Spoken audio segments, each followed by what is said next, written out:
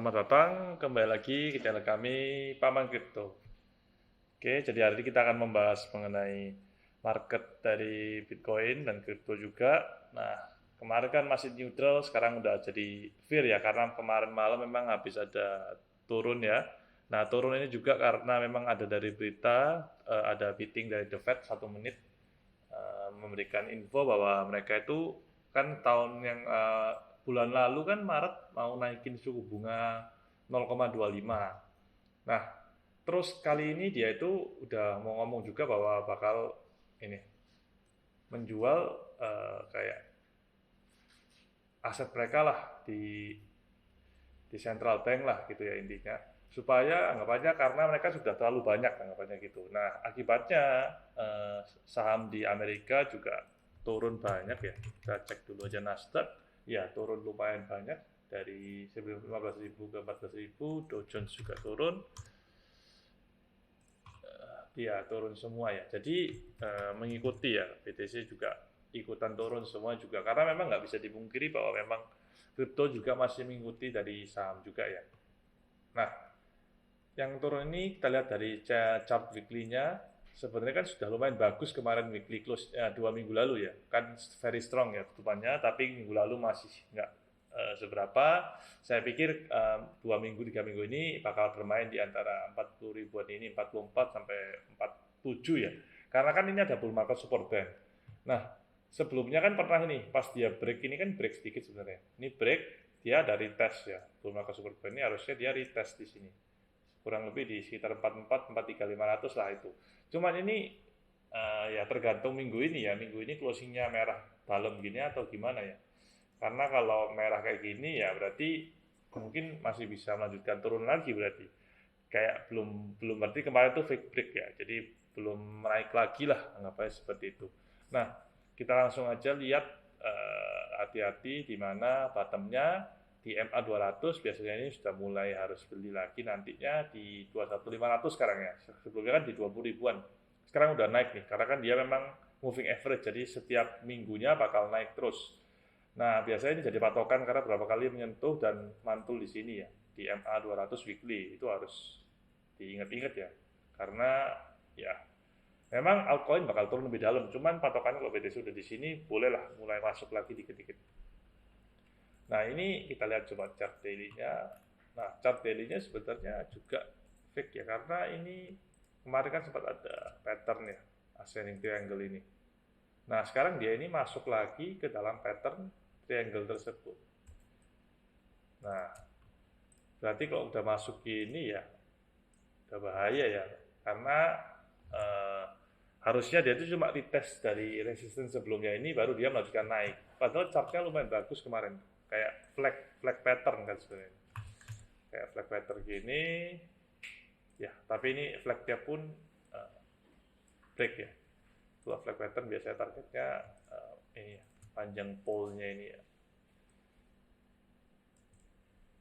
Bisa sampai 56 ya harusnya. Cuman ini karena batal jadi ya kembali lagi ya bermain di angka ini lagi. Jadi mungkin bottom dari Bitcoin mungkin beberapa hari ke depan kalau saya mau melanjutkan penurunan bisa di 39.700-an ini ya, di pattern yang sebelumnya ini. Selama pattern ini masih belum break, nah ini masih bisa lah, maksudnya masih bisa ke arah mana kita masih bisa lihat lah. Tapi kalau sudah dalam gini ya kita main trading aja sementara, wait and see. Kalau sudah break ini baru biasanya kan orang-orang buy on break ya. Nah, kayaknya kemarin nih pada kena semua gara-gara kan ini kan sell on news namanya. Jadi kan ada berita, harganya pada turun semua. Gara-gara ya kaget sih tiba-tiba langsung di kayak gitu ya, di kebijakan dari The Fed juga ya. Ya, apalagi ini kan April nih, dia infonya Mei sih mulai jualan. Jadi kan anggapannya orang-orang pasti udah mulai panik dari sekarang ya. Udah mulai ya wait and see lah anggapannya gitu. Oke juga, dan juga memang kripto-kripto lainnya minus semua sih beberapa satu hari ini ya. Cuman ada Anchor Protocol kalau nggak salah yang masih naik. Ya, ini ya masih naik ya di 2 hari terakhir ini. Karena dia memang habis turun banyak juga. Nah, memang Anchor ini kan protokol dari Luna ya. lumayan bagus juga untuk deposito di sana bisa. Luna juga masih di all time high-nya. Jadi memang ada beberapa koin-koin yang bahkan naik ke lebih dari all time high. Kalau Cardano masih di bawah ya, masih main di bawah ini, masih belum berhasil break dari resistance-nya. Sorry, saya pakai Cardano yang lain aja karena terlalu banyak garis. Bentar.